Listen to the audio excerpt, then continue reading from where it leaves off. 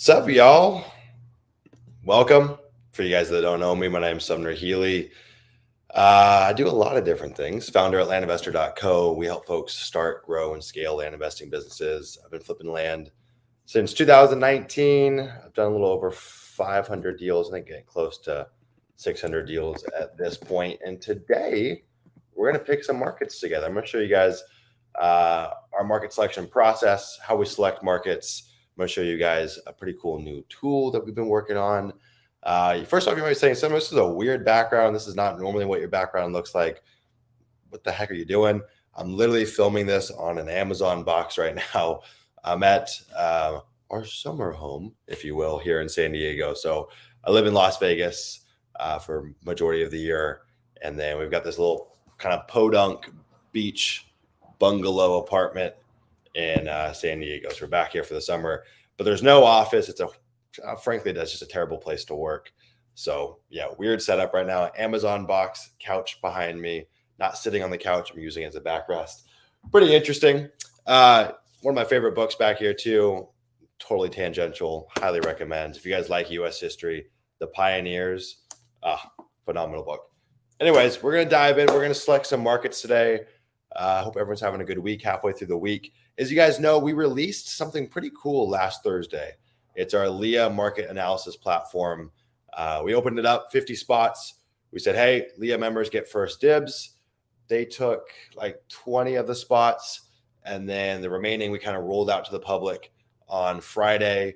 And so far, we've got 18 spots left. So far, the reception on what we built has been really freaking awesome. Frankly, it's been really, really good feedback. So we're going to go and use it in real time. I'm going to show you guys how to pick markets, how I'm picking markets. And I'm partially doing this because I leave for Missouri tomorrow. Yes, I'm taking a vacation to Missouri, going to the Ozarks. And so I'm not going to be working Thursday, Friday. I'll probably get back late Monday. So I want to make sure that my team's got plenty of data in the hopper. One of the other things that I've been doing as well is we've been essentially building out a small army of like intern acquisition managers / deal finder / bird dog, whatever you want to define that role as. Essentially folks where we give them the tools, we show them how they go and find deals. They bring the deals to us. We JV on them. We kind of apprentice them and show them the ropes. And so because of that, we're chewing through a ridiculous amount of data. I'm looking to build a team of 50 kind of interns, if you will. And right now we've got like 6 or so that are like active, and then probably another 20 that are in the hopper. So anyways, we're going to go do that. Let's share my screen. Let's pop in. If you guys have any questions too, feel free to pop them in the chat. I'm going to put one thing in here in the chat. If you guys want to get access to the LIA market analysis platform while it's still available, I just put that in the chat. It's landinvestor.co/market. Hard for me to guesstimate, but I'm going to say all the spots will probably be gone in 10 days, something like that. Seems pretty fair. So anyways, let's share my screen. Let's pop into it. I have not prepped for this. This is raw. This is my first time logging into it today. So this is off the cuff. We're going to see what we find. We may get some lemons. We may get some good stuff. We'll see. So when you guys pop in, you're presented this view here. So the month is July, right? But this is actually June's data. There's always a 30-day delay between the data. We repopulate brand new data into the platform every 30 days. On the 15th of every month, new data refreshes. So this is technically June's data. And then in August, it'll be July's data, obviously. So let's go and take a look here. So we've got a handful of views. These are all broken down, sell-through rate analysis by different acreage ranges. Now, this is only 8 filters. We're adding probably another 4 or 5 in the coming weeks. One of the best ones that we're adding is actually a heat map, breaking down all of the counties with a heat map. And so you can see just by a visual representation where the most demand is.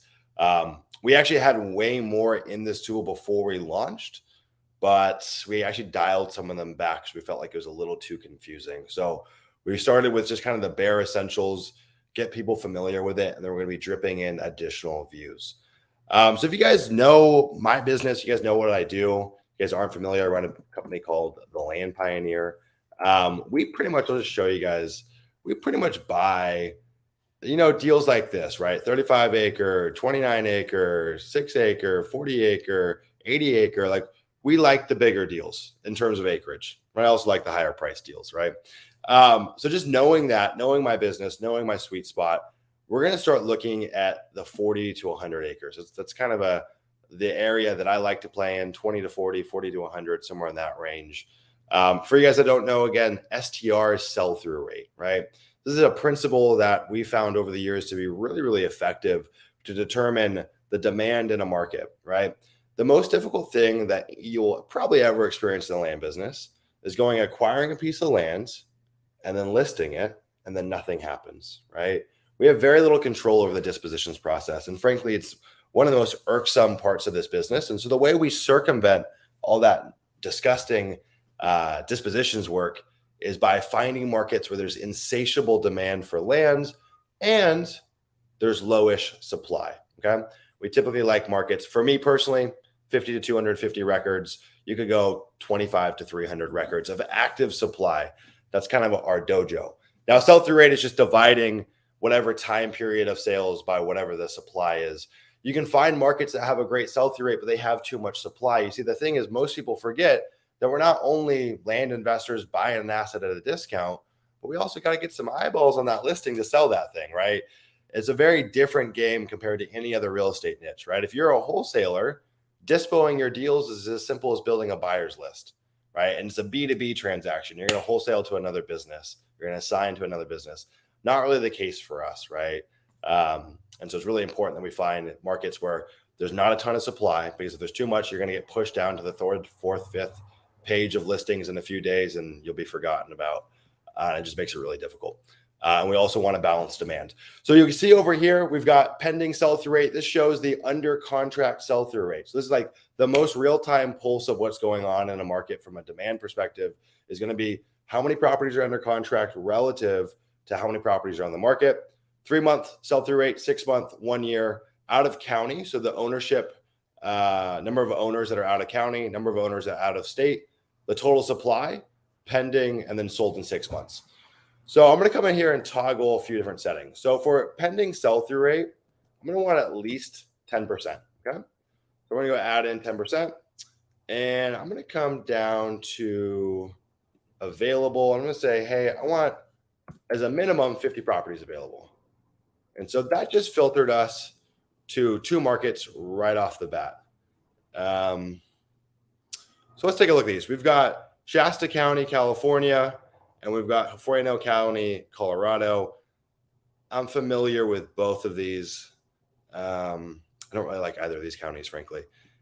So the tricky thing that we do have to keep in mind is that by virtue of going after bigger properties, 40 to 100 acres, by virtue of that, you're also going to have typically more expensive properties. Not true in every market, but typically. And the more expensive the property is, the lower the sell-through rate is, the lower the demand is, just by virtue of the price, right? More expensive properties, there's just fewer potential buyers out there. And so you'll see how quickly this list got whittled down, because we're looking at the 40 to 100s. Now, just as a comparison, let's go and look at the 20s to 40s and see what happens. I guarantee you this data is probably night and day difference. And that's really a pricing issue. These properties are just typically going to be more expensive. So let's go back. We'll put in the same metrics here. We'll go, hey, 50 properties available. So you see we got a good amount of additional data here. So before we just had Fueno, and we had not Riverside County, but we had Shasta County. So one of the things I want to validate is I want to look at that pending sell-through rate, right? I want to say that there is demand right now. And I also want to say that there's a continuous trend for demand. You know, you can look at a market like this, it's got 10% sell-through rate, but it's got a 1% sell-through rate in the last month, 24% in 3, 66 in 6. It's a pretty crummy market. I mean, it's okay, but it's not great, right? Or this one here, 12% are under contract, but only 42% of the inventory is turning over every year. I don't really like that, right? Don't really like that. So, Okanagan, Spokane. So what I'm going to do now is we're going to pull up Redfin, and we're going to start taking a look at these. Now, none of these are really jumping out to me. Let's remove this real quick. We're going to remove that pending, put this back to 0. Let's see what happens if I say, hey, in a 6-month period, I want to see 100%. Oh, it looks like I did something to the data here. Oops. Now let's remove this. Potentially, this is the issue. Okay.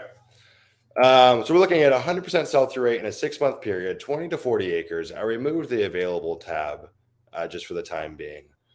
And I'm going to start putzing along through here. So just as a reminder, this is what's under contract currently. And I'm going to beef up this number. So 200% in a 6-month period. All right, so we got some pretty beefy numbers here, right? 200% in a 6-month period is very, very strong. Georgia Lowendales. Whoops. So let's look at this Medina County. So we're going to come over here to Redfin real quick. Let's go look at this Medina County, Ohio. Just hit caps lock somehow. Let's go take a look at this. So we go click land. So there's 72 properties in total available in this market currently. It's right outside of Cleveland, just south of Cleveland. And there's 24 that sold in the last month, right? 72 in total supply, 24 sales in the last month. That's a really, really strong sell-through rate. We go look at the 3. So almost 100% of the inventory is trading in a 3-month period. It's pretty bananas, So I'm just going to putz around through here. And so the price point on these things is definitely big. Now, a lot of these are not quite rural recreational. These are more kind of in that rural infill kind of sub niche of land, right? These are a lot of them are 5 acres and below. It's an interesting market, definitely an interesting market. I don't know if this is quite our bread and butter. I do like the price points on this though. These are priced in a nice spot. So I'm gonna keep this tab open. We'll come and revisit that. It's an interesting market. And that's a market I have never, ever looked at in my whole entire life, right? That's one of the beauties of a platform like this is you stumble across gold that you would never otherwise unearth. Who's going to go look at Medina County, Ohio? Very few people, right? So many land investors are just focused on the obvious things, right? The Los Animas County, Colorado, the Costilla County, Colorado, the Apache County, Arizona. They typically go to Land Watch, they see what other land investors are doing, and they just mimic each other. And so what you have is this like kind of blind leading the blind, where everyone is just not thinking for themselves and going after the same markets. And so you get more competition on the acquisition side in terms of actually getting sellers to respond to you or to want to sell. But more importantly, or potentially more importantly, I think what's more impactful right now is the competition on the disposition side, right? If I go on over to, let's go to Redfin, and I want to show you guys kind of a cliche, classic land investing market. Let's think about this for a second. What's a market that everyone loves? You guys can put it in the chat if you guys have got any feedback. Florida, already says Florida. Yeah, Florida as a state is a good example of that. I'm trying to think though. Let's pull up a map here. Let's go Arizona County map. Let's see if any of these things ring any bells here. Oh yeah, I mean, Mojave County. How could I forget? What a perfect example. Pretty much all the old land investing programs, they all tell you, go to Mojave County, right? That's the best place to buy land. It's the easiest place to buy land. Let's just go see how much supply do we have in a place like this? So there's 2,329 properties available, just vacant land. So the real-time kind of competition that you feel in the land business right now, the land business is still very much in its infancy, right? People that have been land investing for as long as I have, or people that have been in it longer, they say, oh, it's gotten so competitive to get deals. It still is not competitive. Compare it to any other real estate niche, it is not competitive.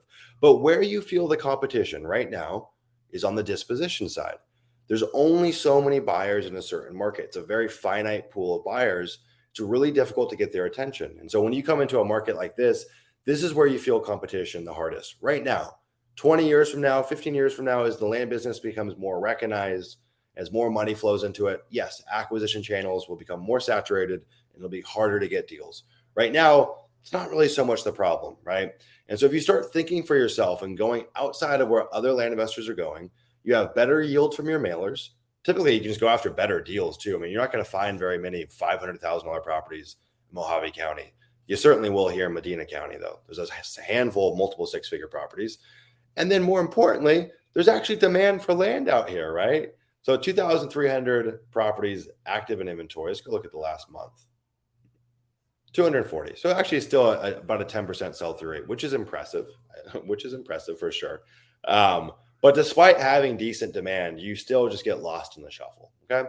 So you can feel competition on two sides of the spectrum, right? This is a two-sided business, acquisition, dispositions. I think right now you'll feel it more in dispositions. And eventually, as marketing channels become more saturated, people will either have to become more efficient at those channels, so become better at direct mail, better at cold calling, whatever it may be, or you'll have to go break into new marketing channels, right? It's not so much that businesses become competitive. It's more that marketing channels become saturated, right? So marketing channels is in the MLS, is in land.com, or is in direct mail, cold calling, cold texting. Those are channels. Those become saturated. The business model doesn't really become saturated, in my opinion. And certainly not now, right? This business is very much still in its infancy. Let's look at this Ellis County. Let's go take a look-see here. This is in Ellis County, Kansas, I believe. So I always, if you're a LIA member, you guys always hear me talk about how most of our marketing, most of our mailing is just kind of rinsing and repeating markets that have already worked. This is a terrible market.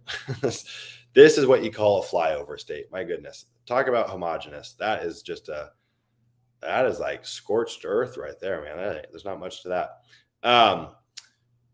You guys hear me talk a lot if you're a LIA member about how we rinse and repeat markets, right? We just keep on attacking the same markets over and over and over again. And that's certainly true. It's interesting, though, as we've started to play around with this tool more, and really we built this initially to kind of scratch our own itch. I feel this excitement and eagerness to experiment with new markets, because every day I log in here and I literally find gold in like 10 minutes, 20 minutes. It's ridiculous. And so this is kind of out of our norm, at least nowadays, to be exploring so many different markets. But I digress. So one of the issues that we're seeing with some of those bigger acreage lots, higher price points, is that you do have to adjust your filters. I think that's something that's important to note. That's what I talked about before. If you're used to seeing 30% sell-through rates or whatever it may be, since we're whittling down these lists, you've got to be mindful that as you go into these bigger size ranges, they're typically going to be more expensive, and you have to adjust those percentages. Now, we are launching a raw data filter. So we actually had this when we launched this raw data filter. A day before our launch, it started giving us some issues. And so we actually you guys can't see it. Like in our developer view, we can see it. You guys can't see it. We are going to unveil this raw filter that will kind of show you the full gamut, right? And so right now, you can see the full gamut on this 0.2 to 100 acres, but we're still capping it currently. This gets you pretty damn close to a raw data, but we are going to roll out just a full raw view showing you guys everything. So let's toy around. Actually, now that I got this pull up, let's toy around with this raw data, or close to raw, 0.2 to 100 acres. Let's just go see what happens if we start toying around with this. This is interesting. Let's refresh this. Hold on. Sorry, guys. I think I got too many tabs open right now. And what's funny is, like, I have this window open and I have so many other windows with so many tabs open, and you guys would be disgusted if you saw how many windows I have open at any given time. Okay, so we got 10% sell-through rate for the under contract. I'm going to go 100% sell-through rate for the 6 month. We got 50 properties in inventory. Let's see what happens here. Okay, so let's start putzing through this. So you guys can see this house is all broken down by state and then county. So we got Alabama.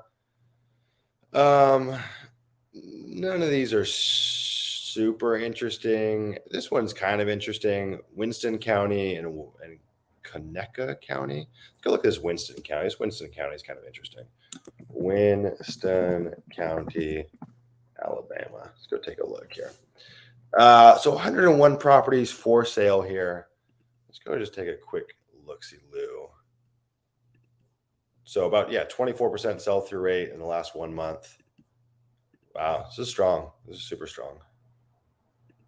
120. So over 100% of inventory turning over every 6 months. Definitely a lot of kind of infill-esque properties here. So not really my dojo. If someone wants to rip off that market and take it, it's an interesting looking market. I think there's probably some goodies there. Let's go look at this Crawford County. This is interesting. Crawford county. And I this is not like hyperbole or an exaggeration to just go and find the number of counties that I've just ripped off here in like a matter of 20 minutes, 15 minutes. Back in the day, would take my team probably a solid hour, hour and a half of hunting to go and find what we've just peeled off here in a matter of minutes. And there's also like some of the stuff we would just never see because it's just so buried and hidden. When we kind of follow the format that we use with LandWatch to start sourcing markets, if you guys have ever done that, you'll know that there's many, many things that get missed on there. Like if you're going from like most under contract to lease under contract, sometimes the one that has the lease under contract on LandWatch can actually be the best market. So there is, unless you're going through every single record, there's a lot of stuff that's going to get missed. So I'm seeing a lot of infill lots here. There is some interesting bigger acreage stuff sprinkled throughout. There's some interesting stuff here for sure. It's a little bit of everything.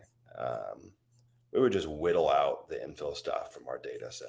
Let's go see. There's a 41 in the last 3 months. How much inventory is here?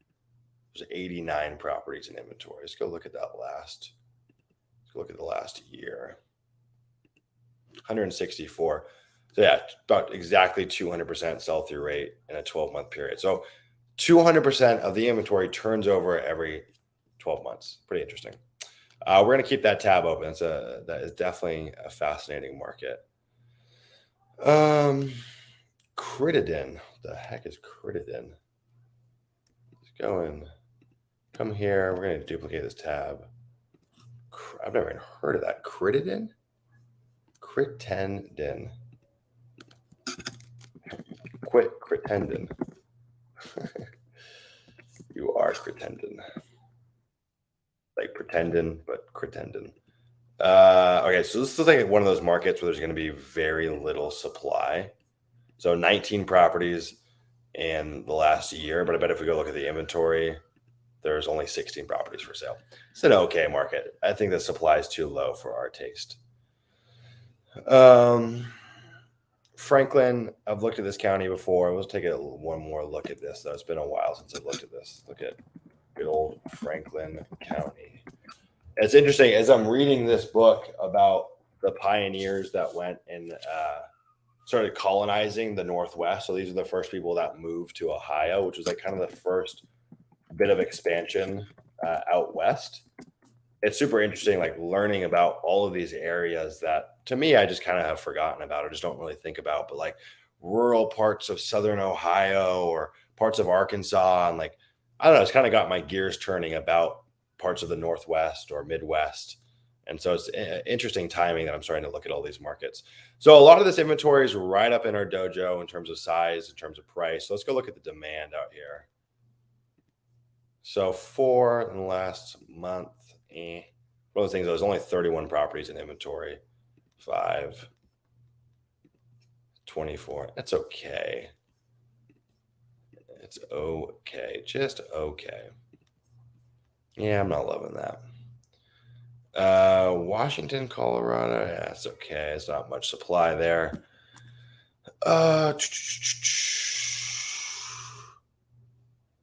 Baker County, Florida. That's interesting. Looks like a decent market. Let's look at that Baker County, Florida. If you guys have spent any time with me, you know how I feel about Florida, but I'm not dogmatic, keep an open mind, So 25 properties is like kind of right at the threshold of what we might consider. I think there's just too little supply. Baldwin, Johnson, Lamar.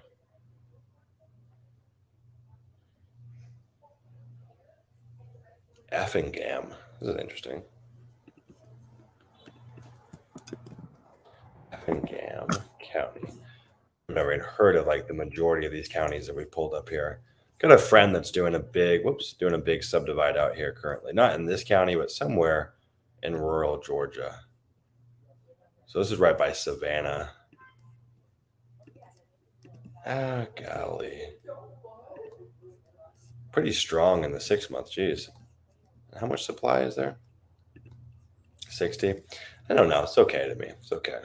We can come back to that. Twiggs County. Good old Twiggs.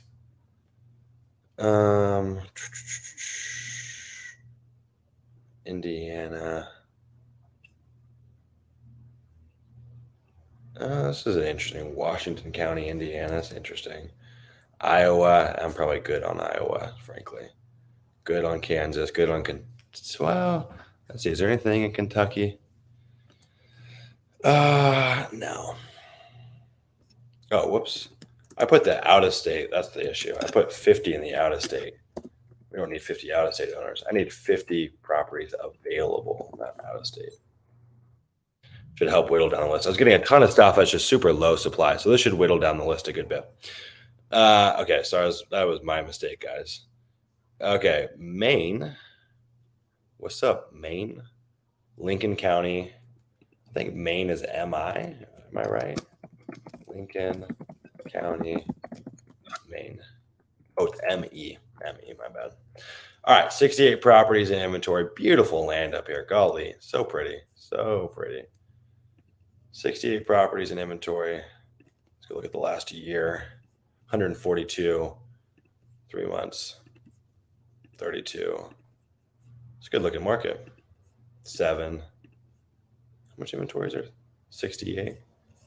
The last month was a little soft out here, but other than that, still pretty darn strong. Probably one of my more interesting markets we pulled up so far. I'm not super familiar with this area, but I do imagine there's probably a lot of wetlands issues out here, so that's one thing to keep in mind as well. Cumberland County, Maine.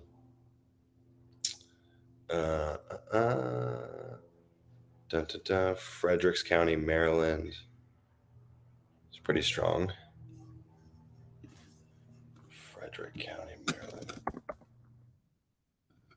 Frederick County. Oops. I don't know how to spell. Here we go. All these counties start to look exactly the same. 9.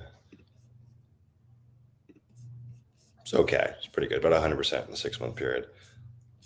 A lot of bigger acreage stuff. It's an interesting market. We'll come back to that. I'm looking for just the gold. I mean, I'm looking for just the best of the best. So if you're not the best of the best, you're not going to make the cut.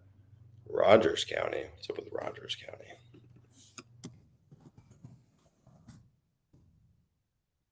I think Ari's on the call. Ari, you ever heard of Rogers County? I've never heard of this one. 90 properties available.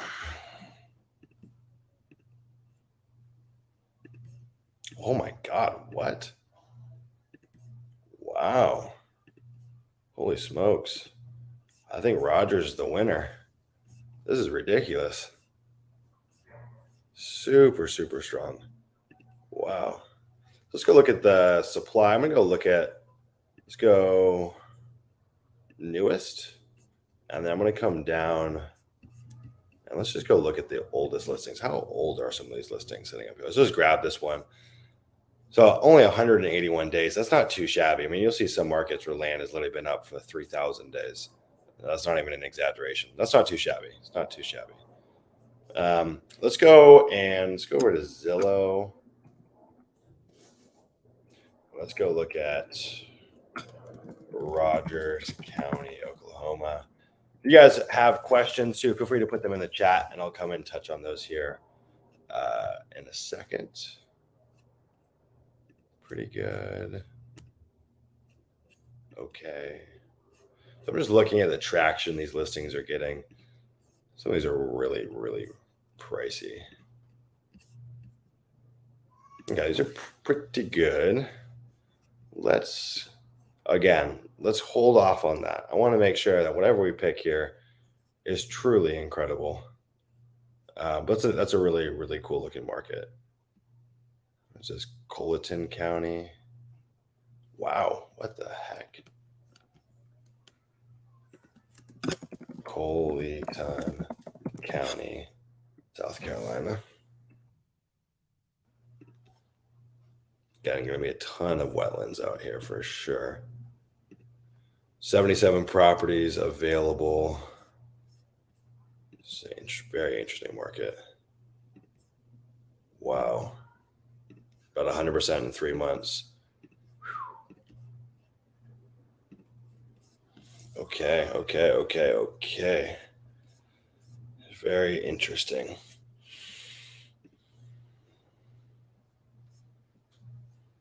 Knox County. Clam? What the heck is this? Calelam? How do you spell that? Calelam? Calelam County? If someone knows how to pronounce that, let me know, because that is a heck of a mouthful. So 334 sales in the last year, 168 available. This is one of those markets that's got a crazy amount under contract currently. Beautiful land. Beautiful land. Huh. Okay, so I like Calelam, Rogers County. Interesting. Berkeley, Hampshire, Wisconsin, Burnett. Let's pull up one more tab. Duplicate.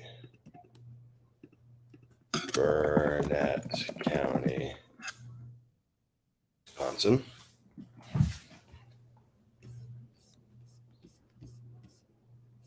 Hmm. 28 in the last month. 93 available. Strong. Wow. A lot of these weird small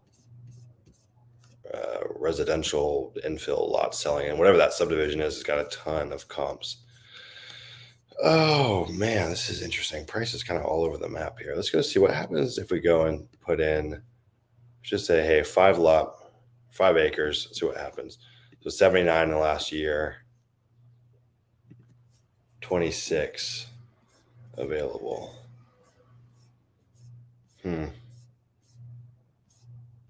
Price points aren't really where I want to be. There's a lot of cheaper stuff here, or cheap-ish. Washura County.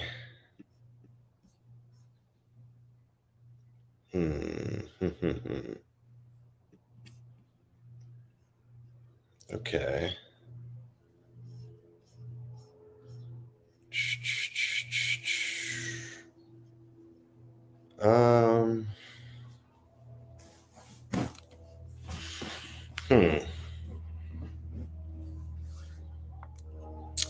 There's a lot in North Carolina. I'm probably going to stay away from those, though. Ashtubla.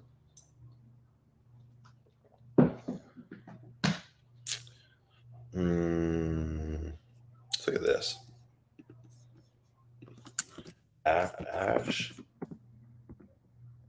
Ashtubla. Let's remove this little filter. Actually, hold on. Before I remove that, a lot of higher price stuff here. 89 properties available. 20.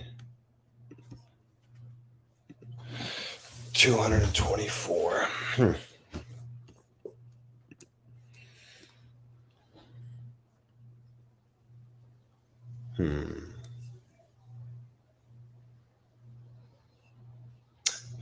I'm stumped. I'm not really stumped. Let's do this. I'm actually curious.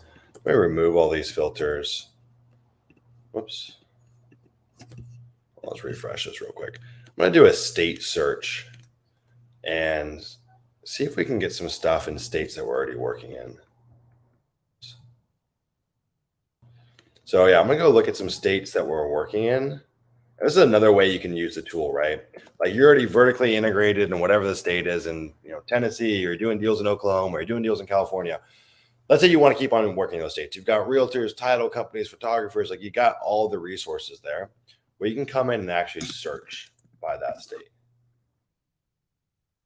Let's go search by Texas, which is a state we've been doing a lot of business in recently. So, okay, let's peruse through this real quick. Atacosa, it's a county that we've been marketing to for a while. Colorado, yeah, we've been doing that. Dimmitt, it's like no inventory there. Delta's interesting. Eastland, what's up with this Eastland? Eastland County, Texas. I love Texas. I've only been like twice. I just love Texas. I don't know why. I just really like the state. I'm not like crazy patriotic per se, but I just love like the independent vibe of Texas. I don't know. I dig it. I think it's a beautiful state too. Such a diverse state in terms of landscape and people. Imagine there's a diversity of people in Texas as well. Okay, 51 properties in inventory. 17. It's okay. The reason I'm interested in Texas, though, is because we've got so many resources here in terms of kind of third parties that we've been using. And for us, we've been getting deep into the subdivide world. And so this checks some of those boxes for us as well. We'll come back to that one. We'll come back. So, Colorado, we already looked at that. Delta County looks interesting. There's just not much supply there. Dimmitt. So many gosh darn counties out here. Freestone is okay. Frio. I'll say a Frio. Guadalupe. Hidalgo. It's a popular one. Hopkins. Let's look at this Hopkins. Hopkins County, Texas. See what's up out here. Okay, so 10 in the last month, 100 properties, but let's go look at this under contract. I think there's a good bit under contract. 40 properties under contract. It shows one on here, but the number is actually 40. So 40 properties under contract. That's a really big number.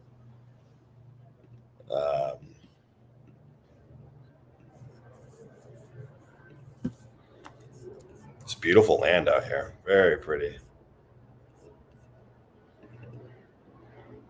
This is just right outside of Dallas. Okay. Very, very pretty land. My goodness.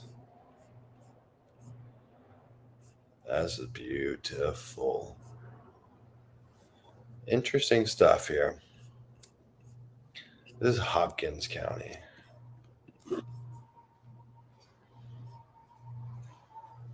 So Hopkins, Jasper County. That doesn't look very good.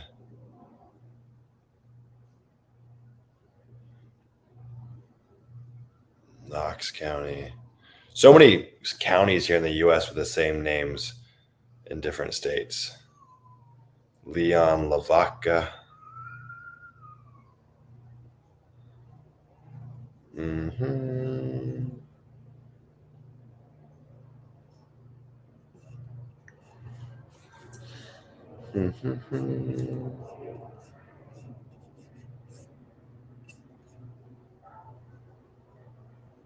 Aransas? What is this?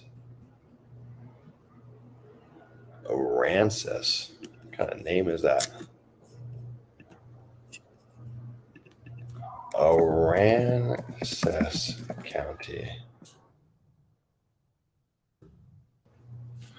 Oh, that's not going to work.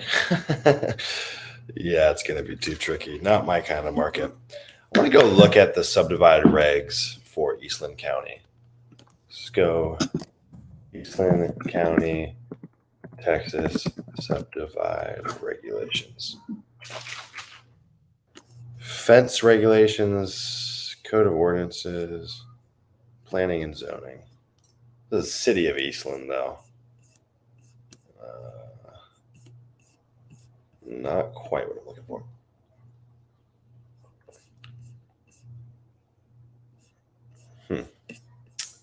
Yeah, it's not quite it. All right, let's go look at the sold in the last year, see what kind of inventory is selling out here.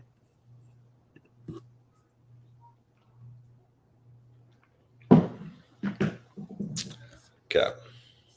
Actually, a surprising amount of smaller kind of infill lots selling out here.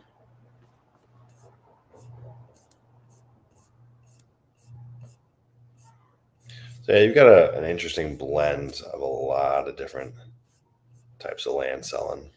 Really, really, really pretty.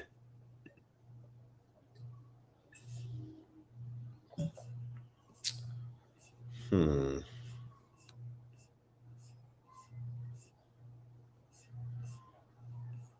So here's a subdivide someone did. 4 miles from Eastland, come on a piece of pristine land, blah, blah, blah, blah, blah. It's got a house on it. And this took forever to sell. What the heck? It's not really what you want to see. We got anyone on here? Hey, we got 7 of you. Pebble, what's up, Jesse? I see Mr. Pebble in the comments. Thanks for joining us, man. I will get to all those messages in there, guys. You guys keep on popping messages.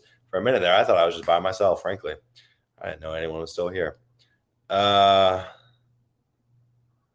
Burleson.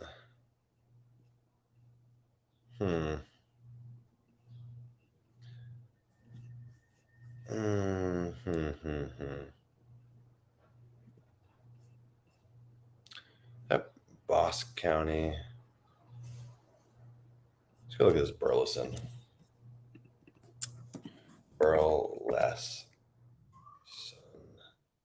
County. I was right by College Station. This is very, very nice land out here. Very, very nice. 178 properties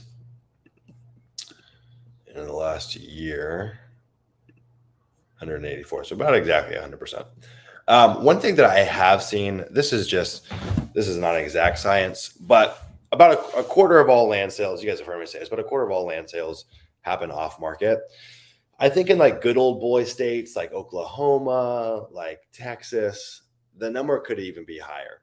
So like when you're looking at the MLS, really you're seeing probably the tip of the iceberg. There's a lot of stuff that gets sold to neighbors and handshake agreements, a lot of owner finance sales, a lot of deals that never make it to the MLS, a lot of pocket listing kind of stuff. So, you know, in states like Texas, I actually think that the demand can be kind of mislabeled on the MLS. You can sometimes get like the wrong impression of what's actually going on in the market. So it's just something to think about. This is a fascinating market to me, though. I really like the location, being close to College Station. We've got some other deals kind of in this area that have done pretty well. You're close to Austin. So let's go and look this up. Let's go Burleson County, Texas. So here's the regs. Give me the regs. Yep. Okay, subdivision regulations, PDF. So a good test, just like if you want like a quick sniff test on a county, if it's going to be easy to subdivide or not, how many pages are in the subdivide regulations, right? This is 102 pages in here. You know this is going to be probably pretty tricky. I've seen some that are multiple hundreds. This is pretty big though. So I want to go look at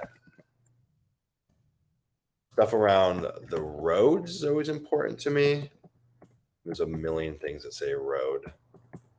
So like if I want to cut in a road, rural road, proposed regulation, rural roads, road to the pavement, surface, roadside ditch. If I want to cut in a road to a subdivide, I want to know, do I have to pave it? No new road to be created on a simplified plat. So simplified plat may be solely for the purpose of subdividing land that is undeveloped or used for single family residential development. Purposes into 1 to 4 lots, or for creating one lot when the daughter tract exceeds 10 acres. Okay.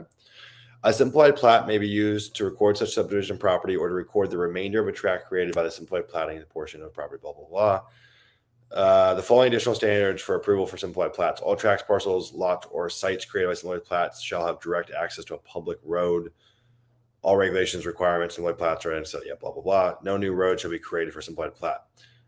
Let's look at the preliminary plat. A preliminary plat is recommended for all subdivisions that do not meet the definition of a simplified plat. Well, go figure. Replat, amending plat, or vacating plat. A preliminary plan is required for all subdivisions to be developed in more than one phase. Okay, interesting. So I'm getting a phone call. Final plat, replat, vacating. A rural subdivision contains lot equals to or greater than 1 acre in size and infrastructure appropriate to a rural setting. Rural subdivision shall comply with the Burleson County regulations, which will be reviewed by the county. Infrastructure may be accepted and maintained by the county private or privately. Okay, and this is the urban subdivisions, the lots that are less than 1 acre in size. So we're probably going to be going the rural subdivision route. So let me just go and let's come up here. Rural subdivision. Private subdivision, rural subdivision. Rural subdivisions within or outside the ETJ of any city. Burleson County, all plats, lots. Lots must have a minimum road frontage of 100 feet, except in the bulb of a cul-de-sac where they must meet a minimum of 70 feet at the right of way. Lots must front on a public road unless the lot is within a private subdivision and fronts on a privately maintained road as defined in Article 7, Section C1. So I'm going to want to copy this because this is going to tell us about the roads, right? It's a bit of a science and an art reading these. Real building setback. Flag lots that do not meet the minimum criteria as defined herein shall not be approved. A 16-foot wide public utility easement must be provided for public use on each side of all streets. Blah, blah, blah, blah, blah. Okay. Streets.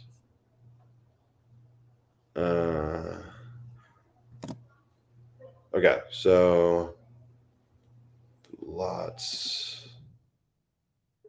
Just showed it again. Weird.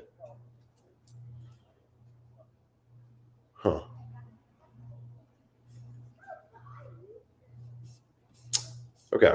This is not the worst I've ever seen. Okay, so water service. What applies to our installation of fire hydrants is required. Drainage, flood control. A private subdivision. Subdivision having privately maintained streets. Okay, so this is what we were looking for. Shall be established only under the terms set forth in these regulations. Okay. If a subdivision is gated, the streets to be restricted to private maintenance shall not include arterial roads or collector roads. I don't even know what that is. Not intended to be gated. The private maintenance may extend to arterial roads with the development engineer certified. So district is approved by the Burleson County. Final plat subdivision.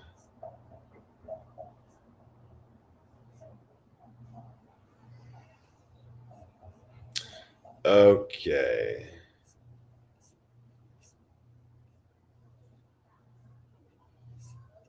Well. Okay. Let's go answer some questions here real quick. Ari says Parump. You're missing an H, but yeah, Parump is a good example of that. Juan, hey Sumner, do you anticipate a majority of the people using the tool going after the same markets? Yeah, Juan's a good question. So that's why we've limited the number of seats, right? My kind of back of napkin math tells me that we would probably need north of a couple thousand people on the platform to make it a big issue. But that's why we're limiting the number of seats, right? If we didn't care about that, we just say, come one, come all kind of thing. I think that's it could happen, but with 50 people, no.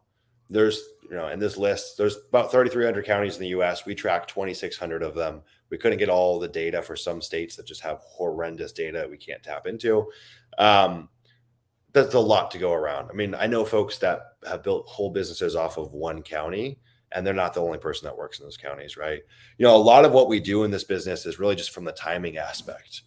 We actually got a pretty interesting post that someone shared in the group today, or actually I think it was yesterday, about a deal that they got, and they got it. Actually, I'll just share my screen. I'll show you guys this. I think this is a good reminder as to why competition is not really a big deal when it comes to what we do in this business. So let's see where this post was. Dun, dun, dun. Too many wins to share.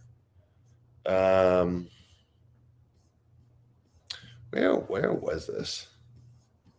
I think I might have gone. Oh, I think this might have been in the private channel.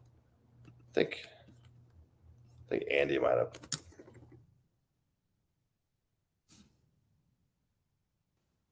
Well, anyways, it's going to take me too long to find this. This is frankly boring content.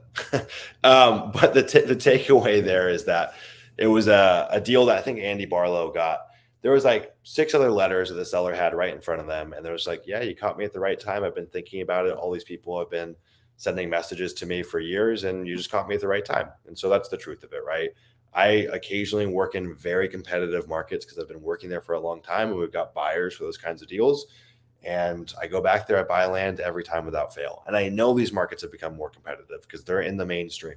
So, one, to answer your question, it would take a lot of people. 50 people, you wouldn't even notice an impact. 500 people, I don't even think you'd notice an impact. But what we're doing is we're releasing it in small chunks, small little blocks, because we don't want that to happen, right? That erodes the value for you, that erodes the value for us who wants to use a service where everyone's going after the same markets.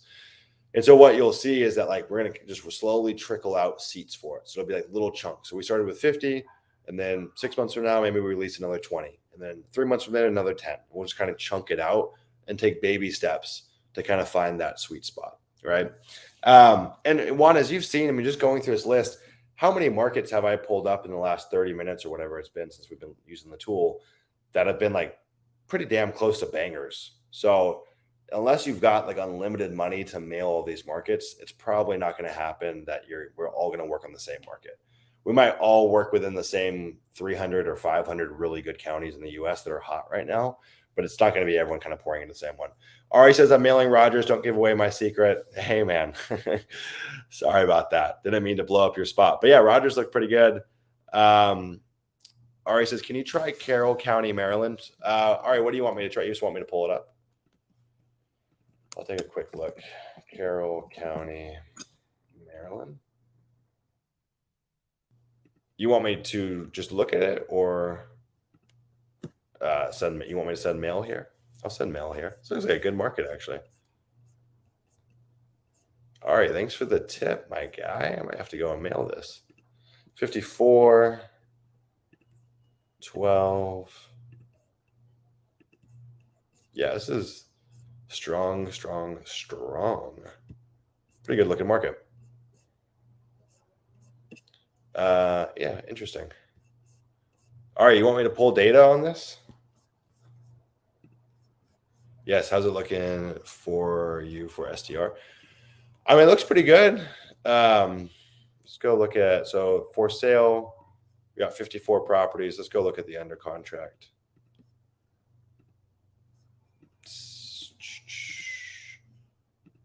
18 under contract. Yes, this is a really good looking market. It's going to be more like rural infill style, but these still seem to be doing pretty well. So it's definitely a good looking county. I don't know if you want me to mail this or you're saying you want to mail this because this looks like a pretty good market. All right, guys, let's settle. Let's grab some freaking data here. Enough yapping, right? Should I just grab some data and call it a day? I think I should. I'm about to go on a run here in a little bit with Michael Bull from the LIA Group, if you guys know him. Look at this Fannin County. This is interesting. Fannin County. It's a new one for me. So 27 properties under contract. A lot of supply. Good amount of a lot of supply. Geez, what the heck? Why is there so many listings here? It's a decent amount selling through, but why is there so many properties listed? It's got a lot of infill-y stuff. I don't know. I don't know how I feel about this market. I'm going to give this the old, it's IT treatment. Just okay.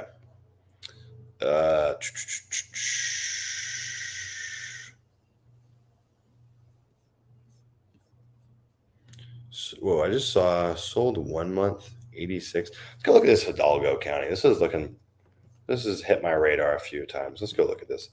Hidalgo County. I think it's way out west, potentially. 562 properties have sold in the last year. What is going on out here? The 1,400 properties available, though.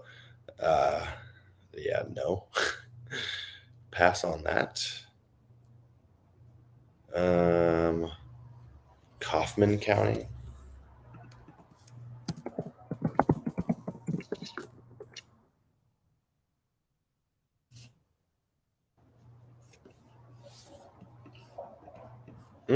is nice, right outside of Dallas. It's probably very, very, very, very hot. Huh. Ah, golly. Too many good options. Too many good options. Well, I won't mail Rogers just for you, Ari. I won't mail Rogers. Let's remove this Texas filter. I don't know if I'm going to go tap into any Texas. Let's go see what's going on in Washington.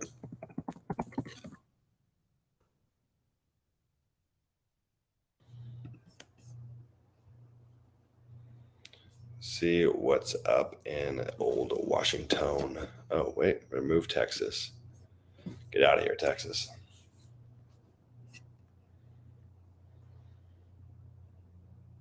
Okay.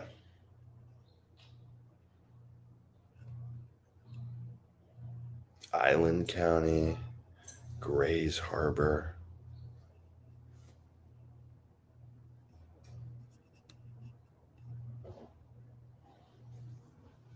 Spokane, Pierce, Mason. Huh, Mason County looks interesting. Mason County, Washington.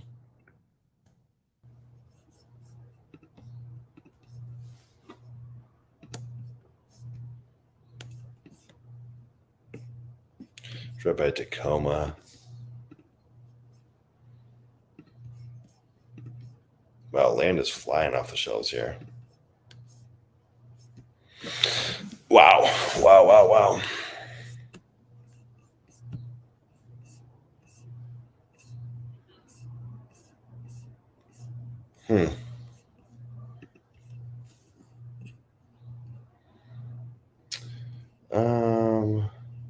Pacific County.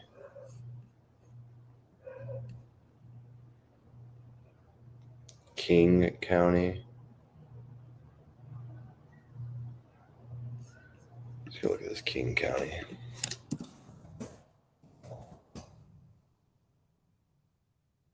Oh, it's literally Seattle. Nope.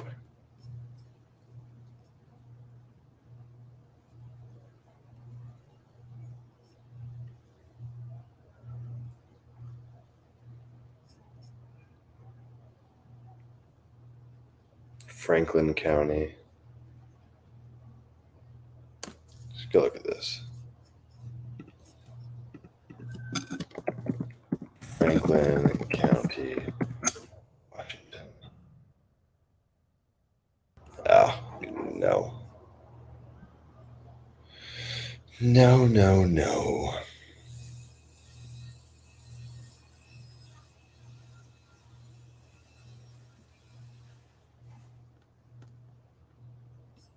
Thurston County.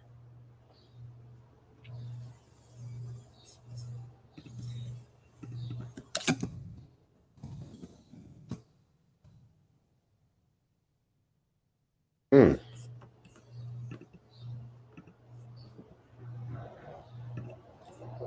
Mm. Eesh. I don't know about 149 last year. 218. Yeah. Nah.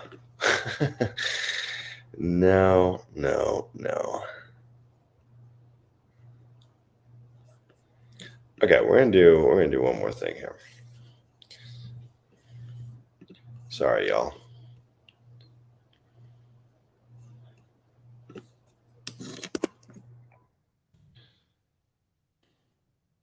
We're gonna do one more thing.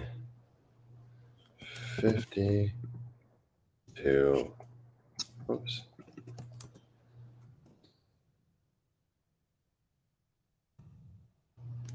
$10. Okay. We're gonna do one more thing here. Faulkner County.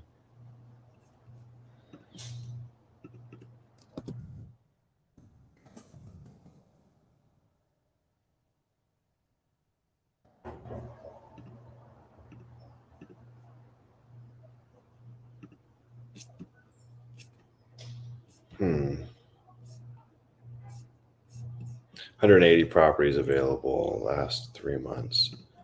80 last 1 month.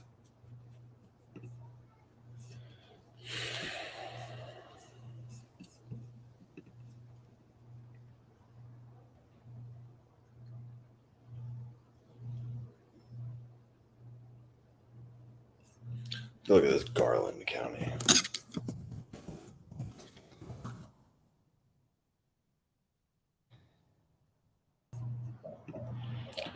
Okay, this might be a little more our speed.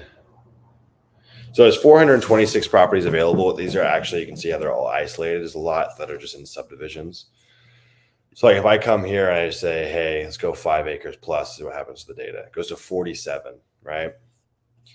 And this is where it gets a little more into our wheelhouse, I think. 32 in the last 3 months, last year. Yeah, I like this. I like it. I like it a lot.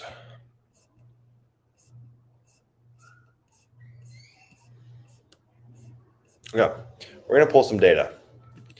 We are going to do the thing that we came here to do. So let's go take a look at this. What was this? Faulkner County? No, Garland County. Garland. So you guys know data trees where the magic happens. We're actually working on something pretty cool for LIA members for a new platform. I don't know if you guys have ever heard of Land Vision, but we're looking at setting up some accounts with them. Arkansas. Hey, Sumner. Yeah. You're not sharing your screen. Dennis, how'd you join? I just a couple people text me, said they weren't seeing you, so I just popped in to help Oh you. my goodness. I gotta go, but okay, thank you, man. I appreciate Yep. it. That's hilarious. Oh, sorry, guys. I'm known to do that. I'm shocked you guys even stuck around. I would have said, peace, I'm out of here. So funny. Like, who's talking to me right now? I don't even know how Dennis got on the stream. All right. So we've actually kind of already got some filters pre-populated. We'll scoot this up. We'll just go and see what happens if we push it to 1,000. That's just a little bit more. 0 to 300, 5,000. Let's go look at this data set. What happens here? So as you guys know, we're going to use this text first.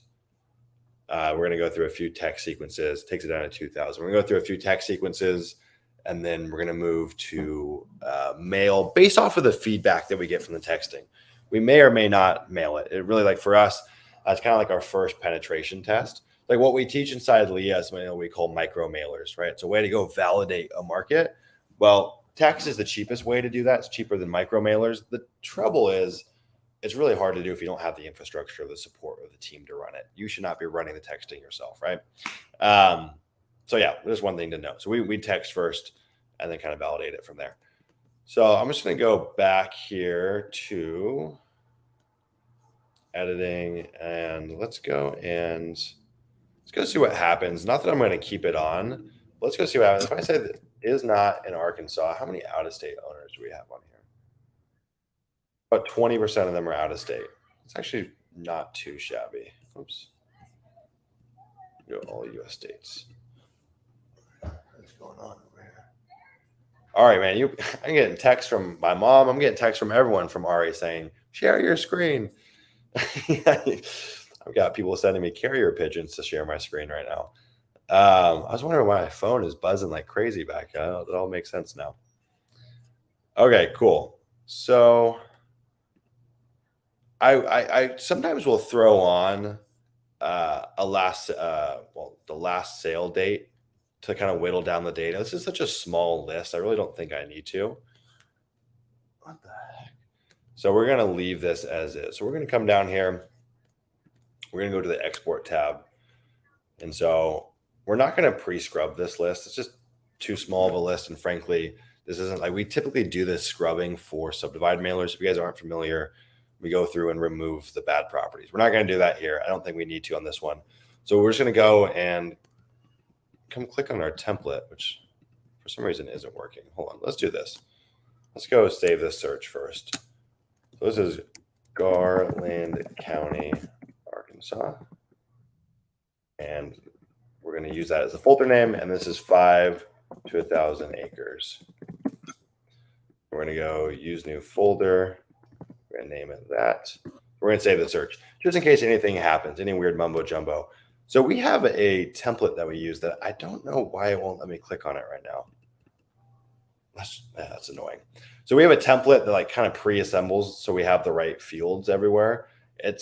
My team's gonna have to kind of scrub through this to find the pertinent information. We don't use all this data.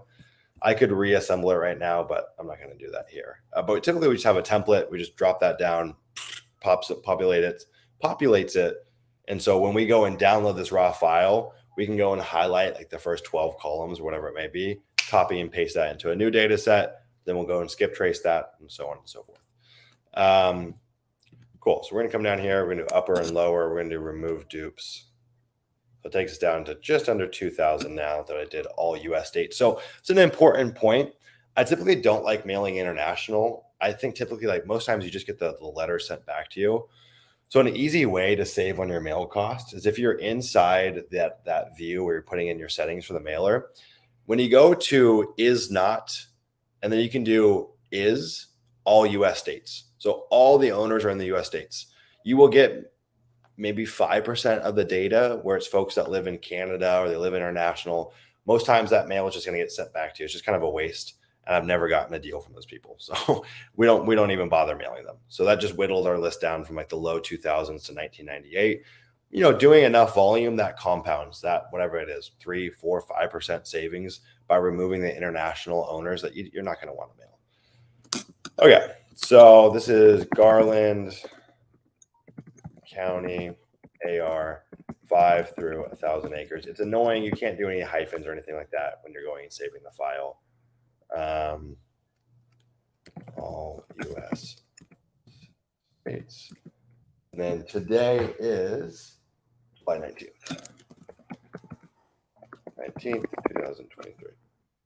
All right, we're going to order this.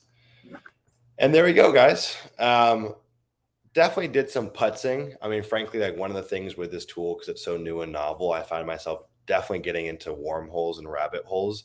Like you could probably shave a third of the time off just by being more focused, but it's kind of fun to putz around and look at all these different markets and whatnot. I don't know. It's been really fun for me. I don't know if anyone that's using it's having kind of the same experience. But yeah, guys, any questions before we round this off? I'm sure this 18 spot number might have changed to 17 or 16 since we've gone live. So if you guys want to get access to it while those seats are still available, you guys can go to that link right there, landinvestor.co/market. Yeah. Again, sorry for the screen sharing conundrum. If you guys don't have any more questions, we're going to call it a night here. I'm going to share this data with my team. I essentially just go and put it in an email to them, and they go do all of the saving inside of our Google Drive hierarchy. They go and skip trace it. They go put it into launch control, and they blast it out. I've been getting a lot of questions on what we use for texting. I'll put this inside the chat for you guys. We've actually had a ton of folks using this recently. So we use launch control. I'll put that link in there for you guys if you want to get some LIA discounts on that. So what we use launch control for is to actually do our mass texting. So like if we already have a lead in our CRM, we don't text them through launch control. But as a marketing channel, we've been using launch control. There's a lot of texting platforms out there. Frankly, a lot of them I don't think are TCPA compliant. I mean, texting as is has some level of risk. Like you're not totally on the up and up, and you got to be careful. The thing that I like about launch control is they set like rules and guidelines. So you can't really deviate from those rules and guidelines, which keeps you on the safe side, right? The number of texts you can send, the different words that you can or can't use in the text, they really make it really easy so you don't get yourself in hot water. Or you make it as less likely as possible. There's still always risk, right? There is a kind of an element where it's like the cost of doing business. I know folks that have been fined money for sending text to folks that are like known litigators. So definitely when we go and take our list to skip trace it, we remove the known litigators. We always have an opt-out function in our messages. We use the right wording. We try to do everything on the up and up, and launch control really kind of helps you with that process. If you're a solo operator, I wouldn't really recommend it. I mean, so there's two different ways to use this, right? There is, you've got some funds, you're just getting started. I would say put your money towards direct mail, master direct mail, build a team, then use launch control, right? Now, if you're someone that's coming in that is literally has hardly any money, right? You got a few $1,000s. Maybe going launch control is the route, right? if you've got $2,000, $3,000, $4,000, unfortunately, you can't really send any volume of mail that's going to be meaningful. And so it's like, if you're on either one of those spectrums, you could potentially use launch control or whatever texting platform you want. The problem is the folks that I see that come into this business on a really small budget and they start texting, they get in this vicious cycle where they can never grow because they're always so busy sending texts. They can never send more texts. They never have time to send more mail. Like, they're just always on this nasty hamster wheel. And so you can get yourself these golden handcuffs where you can't scale your marketing because you're the one doing the texting, doing the conversations, doing the skip tracing. Texting is a F ton of work. It's a lot of work. I mean, like, we'll send out 1,000 texts in a day and get 300 responses or 200 responses. And you've got to conversate with those people, and you got to be quick with those conversations. You can't let people sit. And just like the time that it takes to skip trace and prep our list, that takes 45 minutes for every list that we do, right? So there's a lot that goes into it. We've got a lot of folks right now that are kind of working with us as like bird dogs to go find deals. And for the folks that are like on a really lean and mean budget, we have been encouraging them to use launch control. But like, if you're someone that's joining LIA, you can afford the program. You could probably afford mailing, and mailing is wholeheartedly where I would start for sure. Also, mailing takes less skill. Like, you've got to be fire at your conversating via text and your acquisitions to make texting work for you. I could send out 10,000 texts. You could send out 10,000 texts. We're going to have totally different results. Mailing is a little more consistent. Like, if you send out 10,000 letters, I can tell you the pretty high level of certainty, what you're going to make, how many leads you're going to get, all that stuff. So yeah. Anyways, guys, hope everyone has a great night. I'm going to prep for this run. I'll see you guys later. Thanks for joining in. You guys take care.